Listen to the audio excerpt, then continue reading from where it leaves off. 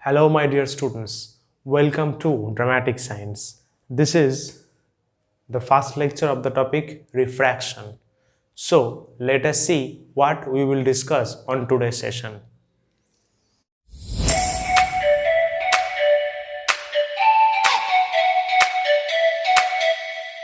So, today we will start our session with the definition and law of refraction. Next, concept of refractive index. Third one is Cauchy's equation. Next, angle of deviation at the case of refraction. And the last topic, an important topic, concept about parallel glass slab. So let's start with our first topic, that is simply the definition and law of refraction. So as you can see, we have the definition and the laws. I think you have learned this topic, this refraction at class 10 basically. But here is a simple reminder. What is the definition? The phenomenon of deflection from a straight path undergone by light ray in passing obliquely from one medium to another, in which its velocity changes, is termed as refraction of light rays. Simple definition. But इधर interesting क्या है? In which its velocity changes. ये velocity change वाला term interesting है. क्यों? Suppose we have considered here a surface x dash. PQ is the incident ray having velocity v1 and QR is called refracted ray having velocity v2. Right? This dot line is normal. तो angle है I, angle है R. This one is angle of incidence, this one is angle of refraction. Correct. PQ ऐसे जा सकता था. So this line is his actual path, लेकिन वो ऐसे नहीं गया कि वो तो थोड़ा सा bend हो गया. So this is refraction. Medium 1, medium 2. The interesting fact is the velocity of incident ray will not be equal to the velocity of refracted ray. This one is the interesting thing. But at the case of reflection, the velocity of incident ray and the velocity of reflected ray remains same. Okay, so that is a small difference between reflection and refraction. Then we have the laws. Law number 1, the incident ray, that means this one, PQ, the refracted ray, this one, QR, and the normal, this dotted line, at the point of incidence, that means at Q, all lie on the same plane. Second one, the ratio of sine of angle of incidence, this one, to the sine of angle of refraction, this one is constant, that is sin I by sin R is constant, and this is preferably known as Snell's law of refraction. Right? So laws very simple and you know this. Next, utilizing this Snell's law, we will go to our second topic, that is concept of refractive index and its types.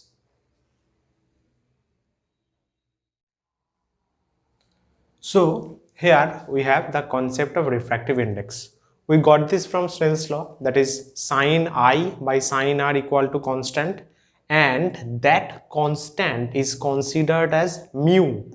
ये sin का pronunciation क्या है? Mu. That is refractive index of second medium with respect to, this one is with respect to the first medium. Right? तो ये जो mu है, this one is refractive index, and we categorize refractive index in two types. Number 1 is absolute refractive index and number 2 is relative refractive index. So absolute refractive index क्या है? Refractive index of a medium with respect to free space or air. देखो इसमें क्या लिखा है? Refractive index of second medium with respect to first medium. ये refractive index है normal.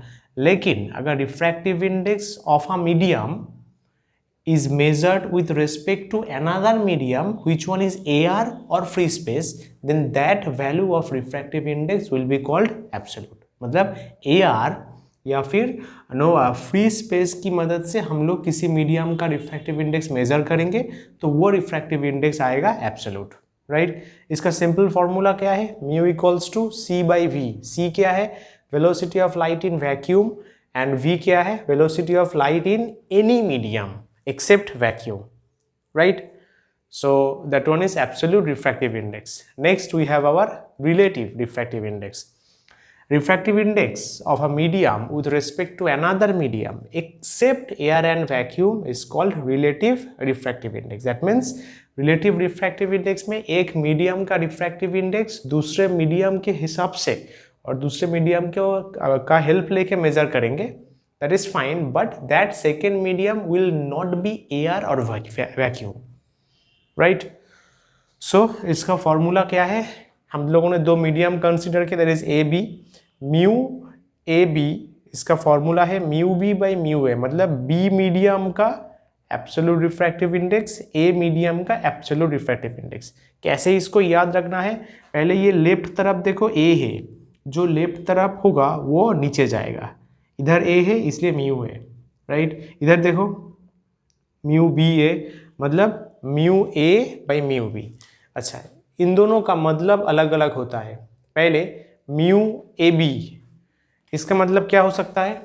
This one is called refractive index R I of A, sorry of B होगा, of medium B with respect to A, मतलब A medium की हिसाब से और with respect to a medium we find the refractive index of the B medium as mu B by mu A, right?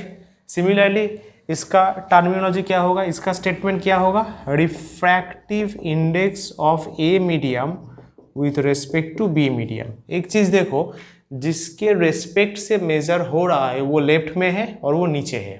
With respect to ए इसलिए left में A, नीचे A, with respect to B इसलिए side में B और नीचे भी B. So this one is the technique to remember this mu A B और mu B A, right? ये पॉज करके अपने कॉपी में नोट डाउन कर लो या फिर नो स्क्रीनशॉट ले लो।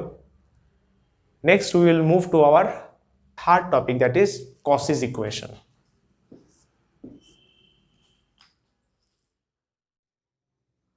So here we have Cauchy's equation. We are considering the wavelength of the light ray as lambda.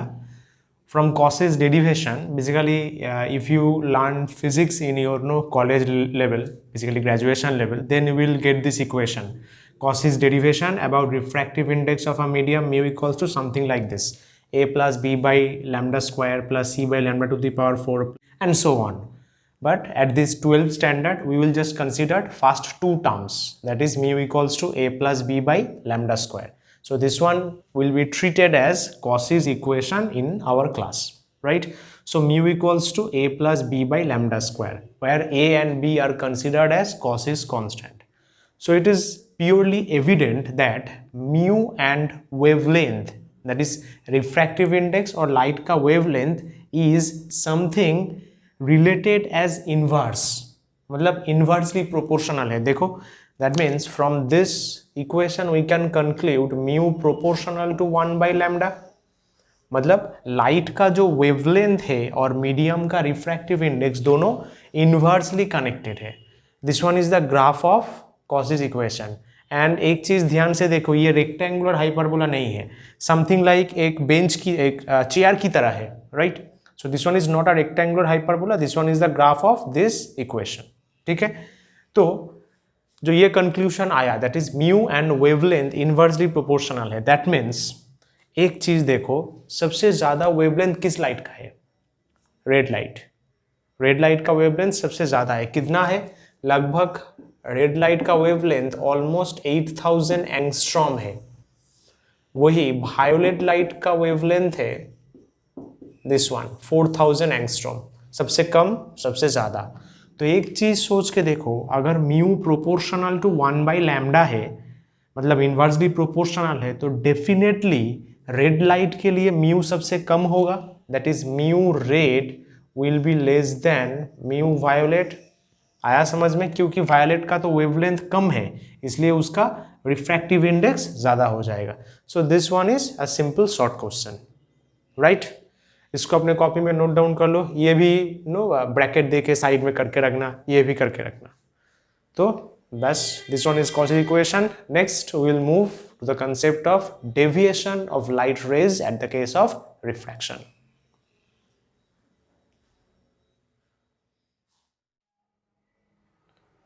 So now we have the deviation of light ray. Basically What is deviation of light ray? Suppose if a light ray is traveling through a medium and suddenly it strikes a surface, then sometimes it deviates from its original path. That is called deviation of light ray, and we need to calculate the angle of deviation of that light ray. Okay, so here we have two consequences. Number one is rarer to denser medium, that means light is traveling from rarer to denser medium. Second one is light is traveling from denser to rarer medium, right? So here this medium mu1, refractive index mu1 है इसका, वो है rarer medium, and this medium जिसका refractive index mu2 है वो है denser medium. Denser medium मतलब उसका रिफ्रैक्टिव इंडेक्स ज़्यादा होता है, this one mu2 is greater then mu1, right. अच्छा, लाइट रे ऐसे आया, फिर वो तो ऐसे जा सकता था थ्रू दिस डॉटेड लाइन, लेकिन रेयरर टू डेंसर मीडियम में रिफ्रैक्शन का एक ट्विस्ट है. क्या है कि लाइट रे आफ्टर रिफ्रैक्शन जो नॉर्मल है, नॉर्मल के पास चला जाता है. लाइट रे after refraction goes towards the normal. तो ये जो लाइट रे आया ये सीधा नॉर्मल के पास QR होके जाएगा. That's why this one is the angle of deviation, right. अगर जियोमेट्री यूज करेंगे तो ध्यान से देखो, this line and this line, that means this angle and this angle are vertically opposite. ये वाला angle PQN N dash QS, ये पूरा एंगल वर्टिकली ऑपोजिट है. तो सेम हो गया, that is I equals to R plus del one, that is del one equals to I minus R. Simply इधर I बड़ा होगा, then definitely I is greater than R. At the case of denser to rarer medium the concept is same, just we have reversed the direction of light ray. देखो दोनों picture same ही है, mu1 mu2. जब medium का position same है, just हम लोगों ने ये जो PQ है उसको नीचे से भेजेंगे, that means denser to rarer भेजेंगे. लाइट रे ऐसे जा सकता था, लेकिन at the case of denser to rarer light ray travels away from the normal. इधर क्या था, टूवर्ड्स द नॉर्मल, इधर क्या है, away from the normal. So this one is the original track, this one is the normal. तो देखो ये angle और ये वाला एंगल क्या है, वर्टिकली ऑपोजिट है. और लाइट रे तो ऐसे जा सकता था लेकिन ऐसे गया, दैट मीन्स ऐसे जा सकता था ऐसे गया, कितना डेविएट किया, दैट इज डेल 2. फाइन. तो क्या लिख सकते हैं, PQN dash equals to NQS vertically opposite है. This one is I. ये वाला एंगल क्या होगा, सिंपली R माइनस डेल 2. ये तो पूरा R है, ये डेल 2 है, तो ये क्या होगा, R माइनस डेल 2. बस पुट कर दिया, डेल 2 को उस तरफ लेके गए, I को इस तरफ लेके आए, तो R माइनस I, तो डेफिनेटली इधर R बड़ा होगा. तो देखो जस्ट दोनों इक्वेशन उल्टा हो गया, एक माइनस का डिफरेंस है. तो इसको अब लोगों को याद रखना है, right. So that's all to at the case of deviation of light ray. Next we will go to our one of the important topic of today's session, that is refraction through parallel glass slab.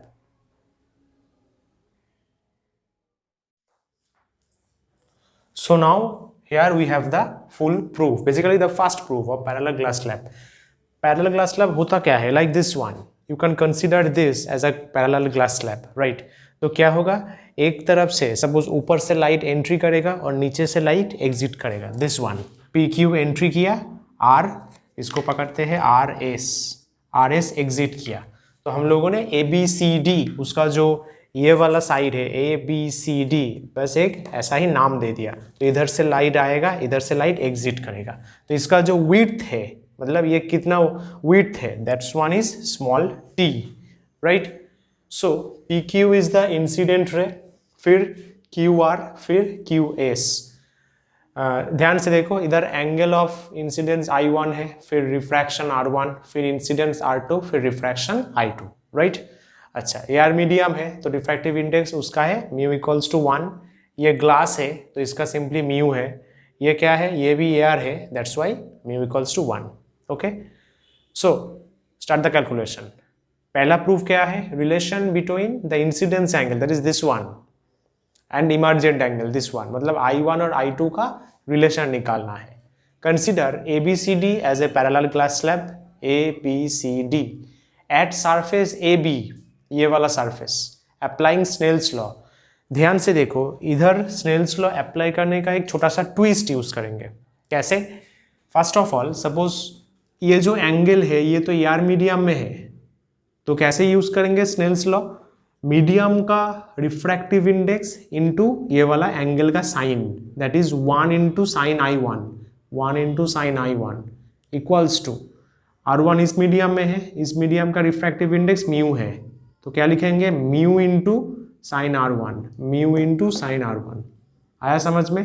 Refractive index into इस angle का sign, refractive index into इस angle का sign, तो ये हो जाएगा AB surface में. तो 1 into sine I1, mu into sign R1, ये वाला. तो साइन R1 को इस तरफ लाए और म्यू जैसा है ऐसा है. That is equation number 1, right. फिर चले आओ इस सरफेस पे, स्नेल्स लॉ अप्लाई करेंगे.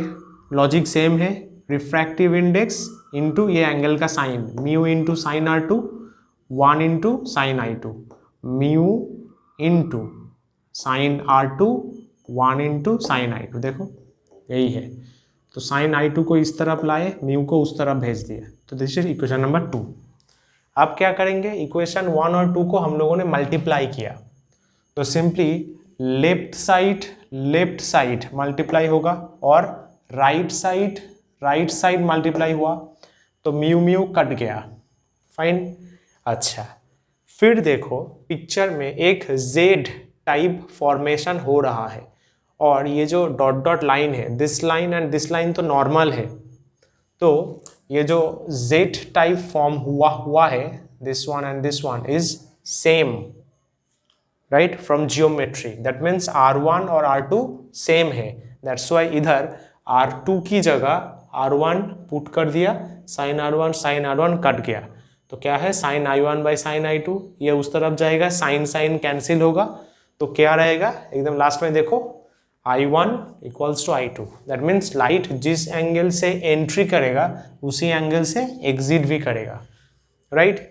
अगर इंसिडेंट एंगल और इमर्जेंट एंगल सेम होगा तो डेफिनेटली कोई एंगल ऑफ डेविएशन नहीं होगा, and eventually we can say PQ parallel RS, PQ और RS पैरेलल हो जाएगा. I hope you can see it. PQ parallel RS, मतलब ये जो PQ और ये जो RS ये दोनों पैरेलल हो जाएगा, right. So this one is the first proof. चलते हैं आप सेकेंड प्रूफ की तरफ, that is expression of lateral displacement. So now we will prove lateral displacement. देखो वो सेम ही डायग्राम है, ABCD ग्लास स्लैब है, PQ incident ray, RS emergent ray, I1 R1 R2 I2, ये T उसका width है, ये म्यू उसका रिफ्रैक्टिव इंडेक्स है. पहले जान लेते हैं कि लैटरल डिस्प्लेसमेंट है क्या. बेसिकली अभी हम लोगों ने देखा कि I1 और I2 सेम है, इसलिए ये जो PQ है और ये जो RS है, ये जो PQ that is incident ray और ये जो RS दैट इज इमर्जेंट रे, ये दोनों पैरेलल है. PQ और RS तो पैरेलल है, इसलिए इन दोनों के बीच कोई एंगल ऑफ डेविएशन नहीं क्रिएट हुआ, जो अभी हम लोगों ने लिखा था कि डेल इक्वल्स टू 0, राइट. तो जब दो रे के बीच में एंगल ऑफ डेविएशन क्रिएट नहीं होता, तब हम लोग क्या करते हैं? उन दोनों के बीच एक डिस्टेंस मेजर करते हैं. That distance is lateral displacement. मतलब PQ और RS के बीच में जो डिस्टेंस है, क्योंकि वो दोनों तो पैरेलल है, वो जो बीच का डिस्टेंस होगा that will be lateral displacement. उसको कैसे करेंगे? पहले RS को हम लोगों ने पीछे की तरफ एक्सटेंड किया, लाइक दिस वन, ऐसे एक्सटेंड किया. फिर Q से एक परपेंडिकुलर उसके ऊपर ड्रॉ किया, Q डैश, ये परपेंडिकुलर है. We draw Q dash perpendicular extended SR. Picture के साथ देख लो, SR that means in this direction, SR जो एक्सटेंड हुआ, और ये Q डैश सिंपली परपेंडिकुलर है. And interestingly this Q dash is our lateral displacement. Lateral displacement. Placement हम लोगों को क्या करना है, ये जो क्यू डैश बेसिकली आया उसका वैल्यू और एक्सप्रेशन हम लोगों को निकालना है, राइट। तो एक चीज देखो, I am considering a triangle Q R Q dash from triangle Q R Q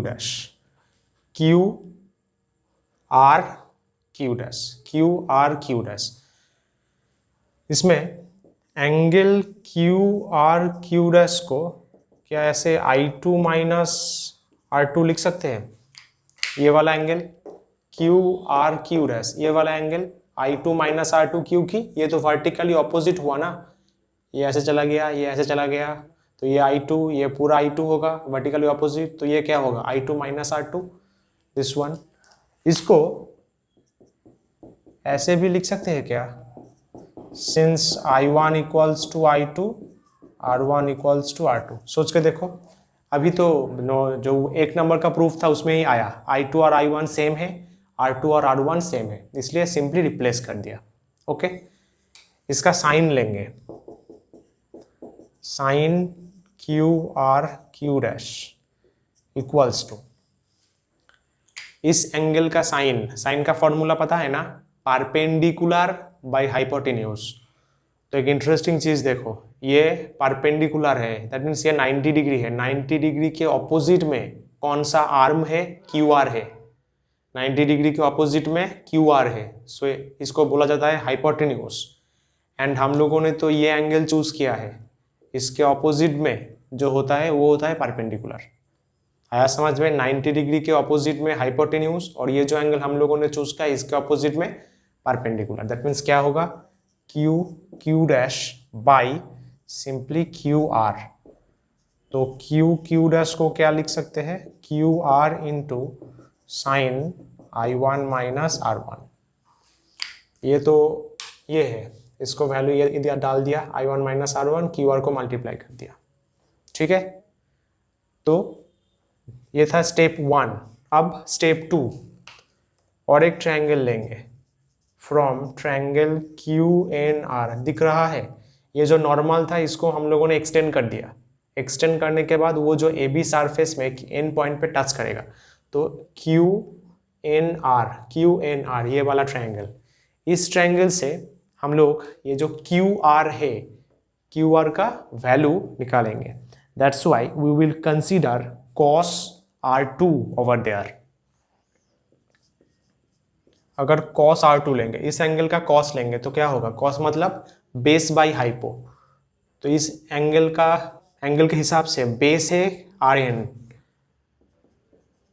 RN और हाइपो क्या होगा, ये तो 90 डिग्री है, तो इसके ऑपोजिट में जो है दैट इज QR। तो इधर से QR क्या आएगा, QR equals to RN by cos R2। RN मतलब T, that is T by, इसको देखो तो ऐसे लिख सकते हैं cos R1। क्या किया, ये समझ में आया, cos R2 equals to RN by QR। ये एंगल के हिसाब से ये वाला बेस है, ये वाला हाइपो है, तो QR क्या आया, RN इस तरफ रहेगा, cos R2 को नीचे भेज दिया। RN मतलब ध्यान से देखो, ये AD that is T put कर दिया, और R2 तो R1 है, इस फॉर्मूला से इधर आ गया, तो ये QR का वैल्यू इस पर डाल देंगे, तो definitely Q dash equals to T by cos R1 sin I1 minus R1. So this one is one of the simplest expression of lateral displacement. Lateral displacement, right? That is T by cos R1 into sin I1 minus R1. Fine. ये वाला part easy था, and इतना तक prove करने के लिए 2 marks आता है, लेकिन इसको ब्रेक करके एक इंटरेस्टिंग एक्सप्रेशन आ सकता है, and that part is tough. ये पहले आपने कॉपी में नोट डाउन कर लो। सो अब to save time I have done the second calculation. हम लोगों ने ये पाया Q Q dash equal to T by cos R one sine I one minus R one. तो sine I one minus R one को break किया, sine A minus B, formula क्या है sine A cos B minus cos A sine B, ये वाला term, ठीक है। फिर नीचे कॉस आर वन है उसको डिवाइड कर दिया, तो कॉस आर वन, इस टर्म का कॉस आर वन हट जाएगा, इधर क्या होगा कॉस आर वन नीचे जाएगा, तो sine R one by cos R one हो जाएगा टेन आर वन, राइट। फिर स्नेल्स लॉ अप्लाई किया, कहाँ पे, ये जो ए बी सरफेस है इस सरफेस पे स्नेल्स लॉ अप्लाई किया। मैंने बताया था लॉ को कैसे यूज करना है। ये जो बाहर का मीडियम है, बाहर तो एयर है जिसका रिफ्रैक्टिव इंडेक्स 1 है, तो क्या करेंगे 1 into sine I one mu into sine R one, 1 into sine I one equals to mu into sine R one, correct. तो उधर से साइन आर वन निकाल लिया, म्यू को इस तरफ भेज दिया, दिस वन। फिर कॉस आर वन निकालेंगे। क्लास 10 में एक फॉर्मूला था sine square theta plus cos square theta equals to 1, तो उसमें से साइन थीटा का फॉर्मूला और या फिर कॉस थीटा का फॉर्मूला क्या आता था, root over 1 minus sine square theta, वही फॉर्मूला यूज किया। देखो cos theta equals to root over 1 minus sine square थीटा, साइन स्क्वायर का वैल्यू ये है तो इसको पुट कर दिया sine square I one by mu square, इसको एलसीएम किया, एलसीएम करने के बाद ये रूट है तो रूट के बाहर ये म्यू स्क्वायर चला जाएगा। इधर एक्चुअली क्या किया, ये root over mu square minus sine square I one by mu square, आया समझ में। तो ये म्यू स्क्वायर रूट के बाहर चला जाके 1 बाई म्यू हो गया और ये अंदर में mu square minus sine square I one, ये वाला टर्म है। फिर टेन आर वन निकाल लिए इन दोनों को रेशियो करके, sine R one by cos R one. देखो इधर भी 1 बाई म्यू है, इधर भी 1 बाई म्यू है, तो ये कट जाएगा। कट जाने के बाद क्या रहेगा sine I one by this one, sine I one by this one, okay. तो ये जो tan आर वन है इसका वैल्यू निकाल लिया, बस वैल्यू को पुट कर देंगे लाइक दिस। फिर देखो इधर साइन आई वन और साइन आई वन कॉमन है तो बस कॉमन ले लिया, कॉमन लेने के बाद क्या होगा Q Q dash equal to T into sine I one bracket 1 minus cos I one root over mu square minus sine square I one. So this is the actual expression of lateral displacement and we need to learn this expression, right. तो ये था lateral displacement का whole proof. अगर 3 या 4 marks होगा तो no previous proof और ये प्रूफ दोनों ही एक साथ करना है, राइट। तो पहला टास्क क्या है, नंबर 1 है जब नॉर्मल इंसिडेंस होगा, मतलब जब लाइट रे ऐसे गिरेगा, नॉर्मली गिरेगा एकदम 90 डिग्री करके, that is I1 equal to 0 degree. कब, जब नॉर्मल इंसिडेंस होगा, तब मुझे बोलो क्यू क्यू डैश का वैल्यू क्या होगा। सिंपली क्या करना है, इसका वैल्यू इधर डाल देना है, I1 की जगह वैल्यू को पुट करना है, राइट। और एक काम सेकेंड वन क्या है कि जब I1 स्मॉल होगा तब क्यू क्यू डैश क्या हो सकता है, मतलब ये जो इंसिडेंट एंगल है ये छोटा हो गया, ये ऐसा था, अगर इसको इस तरह भेज देंगे तो ये छोटा हो जाएगा, तब क्यू क्यू डैश का क्या एक्सप्रेशन आएगा, राइट। सो ये दोनों करके तुम लोग मुझे इंस्टाग्राम या फिर कमेंट्स बॉक्स में भी डाल सकते हो, मैं अपना डिटेल्स डिस्क्रिप्शन बॉक्स में दे दूंगा। So this one is about whole lateral displacement and all, and I hope you have learned this 5 topics perfectly, and if you feel any doubt do contact me through comment section or through Instagram. And in lecture 2 I will discuss about basically apparent depth and real depth, and about critical angle and total internal deviation, and also optical fiber, that is a really interesting thing, right. So बस आज का lecture इतना तक। I hope you have enjoyed the session, and if it helps gives a thumbs up, do subscribe, do comment। चलिए चलते हैं, जल्दी मिलते हैं, बाय बाय, टाटा।